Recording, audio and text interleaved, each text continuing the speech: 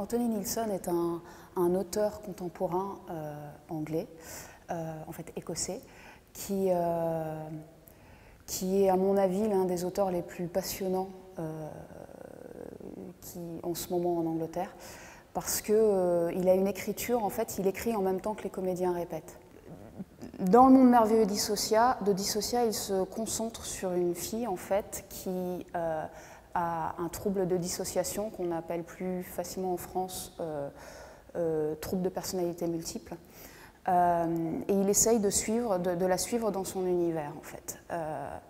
Il se trouve que Lisa, le personnage principal de la pièce, rien ne va plus dans sa vie. Elle est déprimée, elle n'arrive à rien faire, elle n'a plus goût à rien. Et un mystérieux bonhomme, un mystérieux horloger d'ailleurs de Suisse arrive et lui dit qu'en fait c'est parce qu'elle a perdu une heure dans sa vie. Et que si elle arrive à retrouver cette heure, tout se rétablira.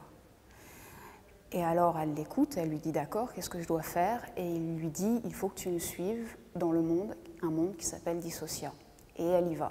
Et là, elle passe d'univers en univers. À un moment, elle est dans une montagne, à un moment, elle est dans un champ, à un moment, elle est au bureau des objets trouvés. Elle n'arrête pas de changer d'endroit à la recherche de cette heure. Si vous aimez Alice au Pays des Merveilles, ou alors Le Magicien d'Oz, mais que c'est pas, disons, assez sulfureux pour vous, qu'il n'y a pas assez de violence, que c'est pas assez en rapport avec la réalité, et ben, le monde merveilleux de Dissociat, c'est la bonne pièce.